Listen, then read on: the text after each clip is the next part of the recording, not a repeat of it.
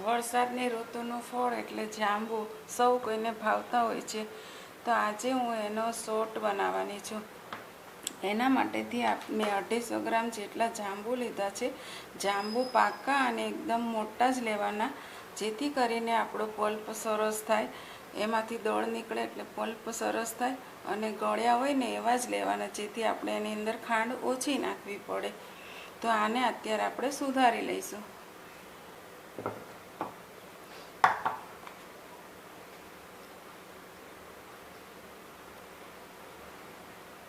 આ રીતે આપણે બધા જાંબુનો ગર કાઢી લેવાનો.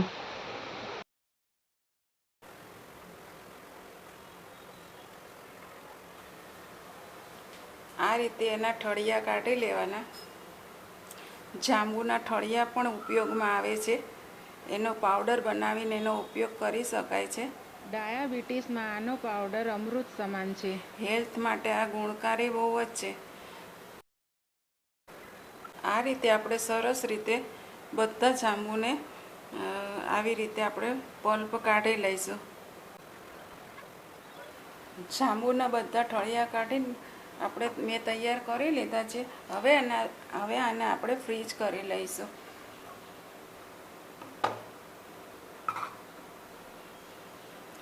આને આપણે ગમે ત્યારે ફ્રીજ કરી રાખ્યા હોય તો ગમે ત્યારે આનો શોર્ટ બનાવી શકીએ છીએ. સ્ટોરેજ પણ કરી શકાય છે.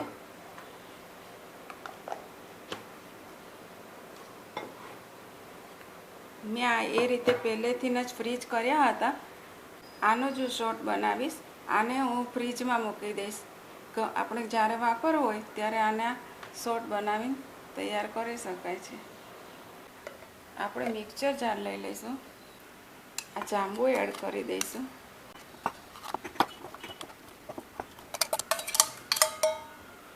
ફુદીનાના પાન લઈ લઈશું. મેં ધોઈને ચોખ્ખા કરીને ફુદીનાના 8 થી 10 નંગ ફુદીનો લીધો છે, એ એડ કરી દઈશું. અડધા લીંબુનો રસ લઈ લઈશું. આપણા જાંબુ જેટલા ખાટા હોય એ પ્રમાણે આપણે ખાંડ લઈ લઈશું. મીઠા હોય તો થોડી ઓછી લેવાની, થોડા ખાટા હોય તો વધારે લેવાની.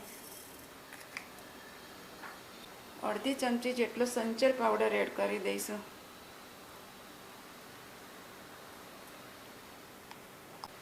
બરફના ટુકડા એડ કરી દઈશું. શોર્ટ થોડો ઘાટો હોય છે. આપણે શરબત નથી બનાવવાનો, શોર્ટ બનાવવાનો છે, એટલે થોડા બરફના ટુકડા એડ કરવાના. જો શરબત બનાવવું હોય તો વધારે એડ કરવાના. ક્રશ કરી લઈશું.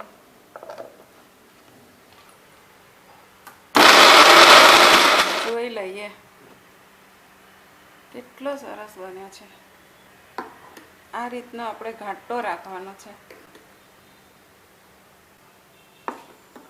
આને આપણે સર્વ કરી લઈશું.